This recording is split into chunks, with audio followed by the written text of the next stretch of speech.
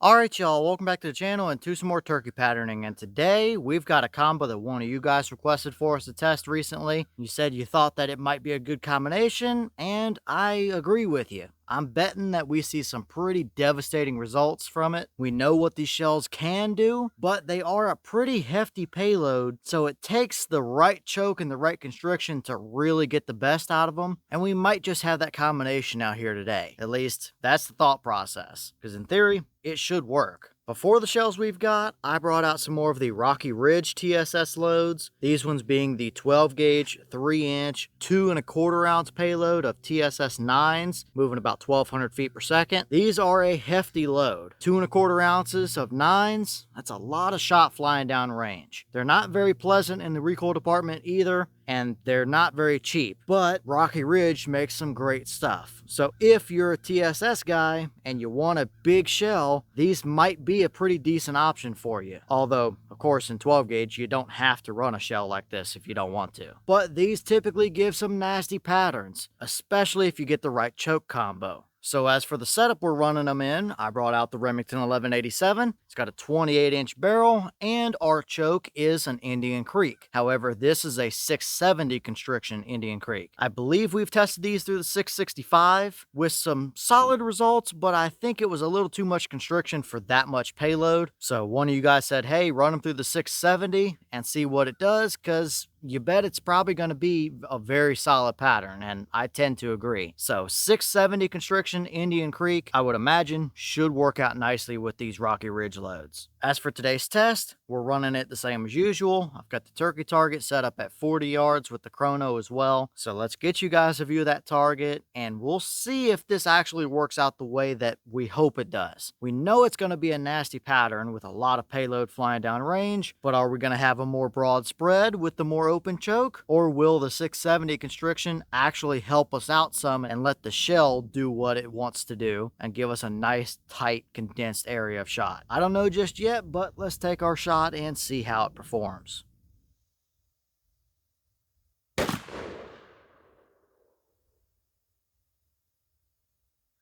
Okay, so that shell gave us 1264 through the chrono. The claim is 1200 for those shells, and I believe if I'm remembering correctly, these are typically a little above that claim. So, I mean, that's plenty of velocity for a 2¼ ounce load of TSS 9s, but did they actually work through the 670 choke or not? Let's go check it out and see how it did.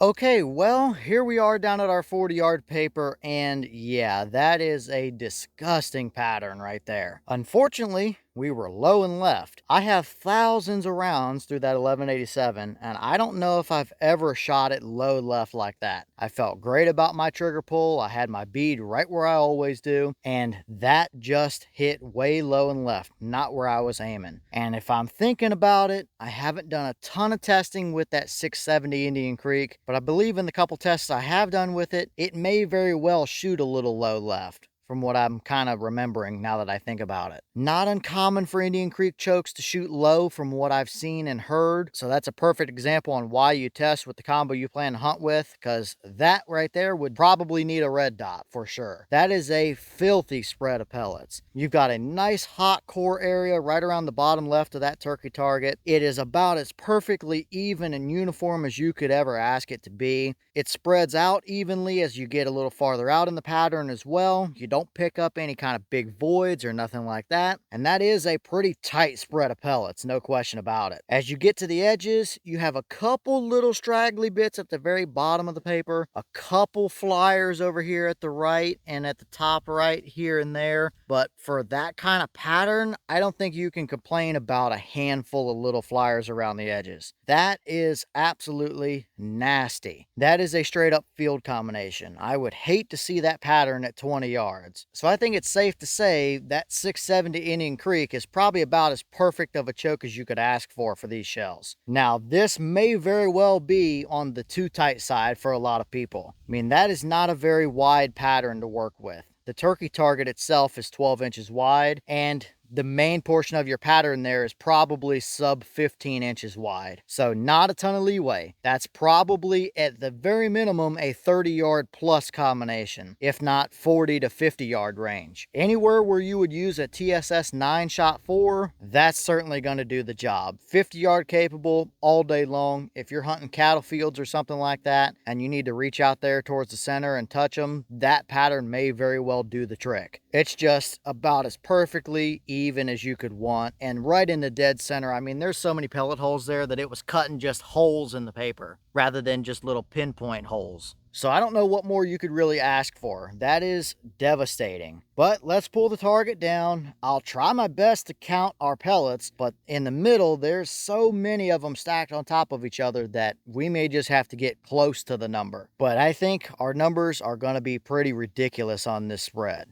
All right, well, the target is now out of the way. I counted as many of the pellets as I could make out the difference, and I think we've set a record here by quite a bit, at least since we've started counting our actual pellets, because this is pretty ridiculous. Obviously, fantastic pattern. That's pretty close to perfect for most situations, although some people, that may very well be in the realm of a little bit too tight. But pellet count is just absolutely insane. Inside of our 10-inch core area, that is 447 definite pellets. There may be a couple more of them stacked in there that you just can't see the difference because they all piled in one hole. But I mean, you see the density right there in the center of the core is pretty ridiculous. I don't know that we've ever had almost 450 pellets in a 10-inch circle at 40 yards. But that trend also continues moving out to our 20-inch circle. We filled it in very nice and evenly. The thinnest area of it is probably the top right corner, but I mean, it's still plenty of pellets there to do the job. That's 265 more pellets within the 20-inch ring. So I mean, you're already over 700 pellets right there within 20 inches at 40 yards. That is a ton of payload. And even around the edges, we have a little bit of stuff, a few major flyers kind of up there at the top right, but not much. Everything major is pretty much right there where you want it to be. So I don't know how much better you can get than that, or how much more you can really ask out of that shell. That is a pretty high payload.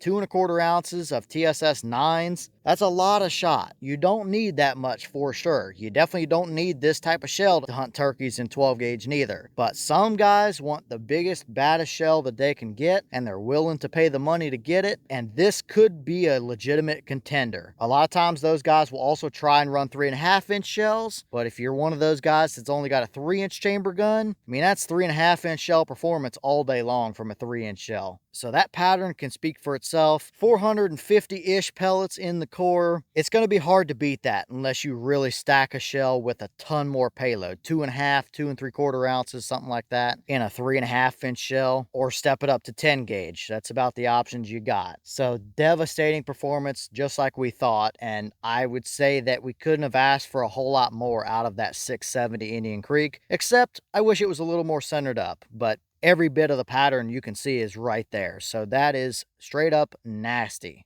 And here's the wad out of that shell. Looks perfectly fine or perfectly normal for going through an Indian Creek choke. They're kind of known to scuff up the wads like this and kind of tear them up a little bit. There are still a couple pellets stuck in the bottom there, but that doesn't surprise me considering how much payload we have here. Would those handful of pellets made any difference in our pattern? Absolutely not. Maybe you could have thrown those in the core and hit the definite 450 mark, but I mean, does it really matter to have 4 pellets in here at this point? I don't believe it does. Overall, I'd say it did exactly the job it was supposed to do, so looks good here.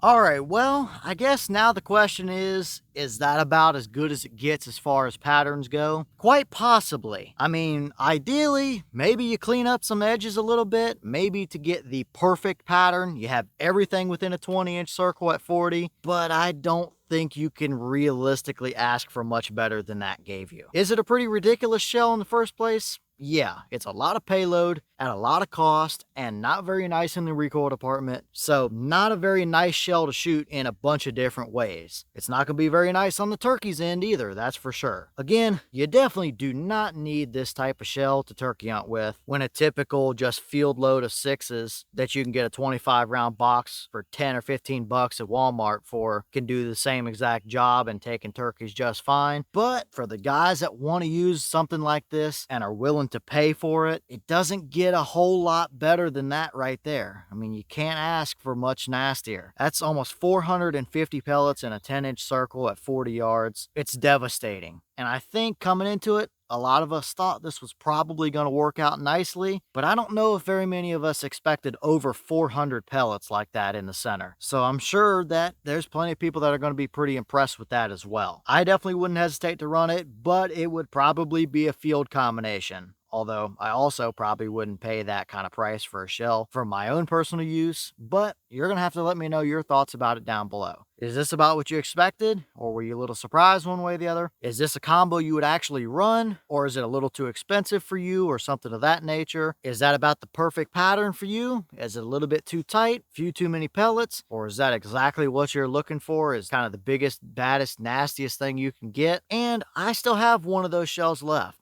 So what do you want to see us run it through that you think might be another nasty combination? I've got a few ideas, but if there's one common theme that a ton of people want to see, then let me know and we'll see about bringing it out here and trying it. Clearly, these shells are nasty performers. But with that being said, I've got some more testing to get done for you guys, so I'm going to get back to it. As always, you have the channel Instagram as well as the mailbox. You can send stuff if you'd like. All the information will be in the description if you're interested in it. But I'm going to get back to it, so I'll see y'all in the next one.